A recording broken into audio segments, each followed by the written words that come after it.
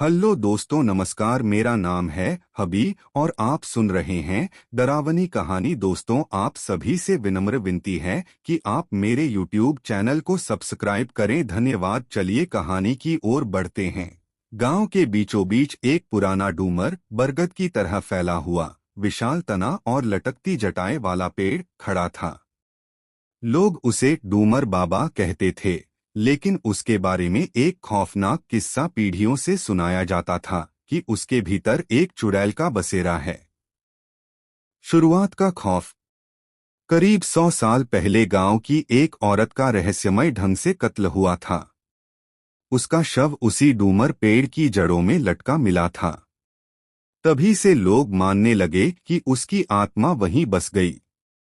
रात ढलते ही पेड़ की डालियों से औरत जैसी कराहने की आवाजें आती, कभी रोने की, कभी जोर से हंसने की। गांव का डर। गांव वाले दिन में पेड़ के नीचे से गुजर जाते, पर जैसे ही सूरज ढलता, वहां सन्नाटा और ठंडी हवा छा जाती। कोई भी शाम ढलने के बाद उस रास्ते पर नहीं जाता। लोगों का कहना था कि जिसने भी हिम्मत करके रात में डूमर पेड़ के नीचे से गुजरा, वह पागल हो गया या फिर दोबारा कभी घर नहीं लौटा। रमेश की हिम्मत।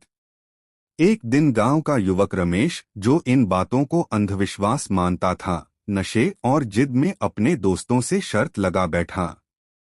आज की रात मैं डूमर पेड़ के नीचे बैठूंगा। चुड़ैल वुड़ैल कुछ नहीं होती।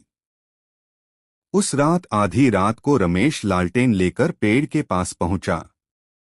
चारों तरफ गहरा अंधेरा था। झींगुर की आवाजें और पत्तों की सरसराहट सुनाई दे रही थी। चुड़ैल का आगमन। जैसे ही घड़ी ने 12 बजाए, पेड़ की जटाओं से एक परछाई उतरी।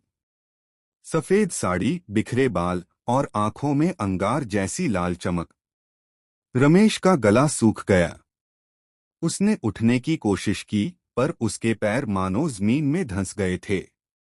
चुड़ैल ने ठंडी हंसी हंसी और बोली, तूने मुझे ललकारा है, अब तू हमेशा यहीं रहेगा। डरावना अंत।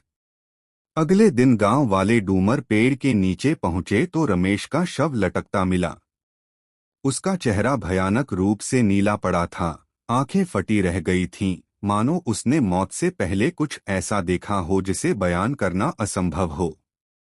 उस दिन से गांव वाले डूमर पेड़ के इर्द-गिर्द और भी भयभीत हो गए। आज तक कोई उस पेड़ के पास रात में जाने की हिम्मत नहीं करता। कहते हैं, आधी रात को वहां अब भी औरत की चीखें गूंजती हैं और पेड़ की जटाओं में लटके साए ऐसे हिलते हैं जैसे किसी अदृश्य शक्ति ने उन्हें बांध रखा हो।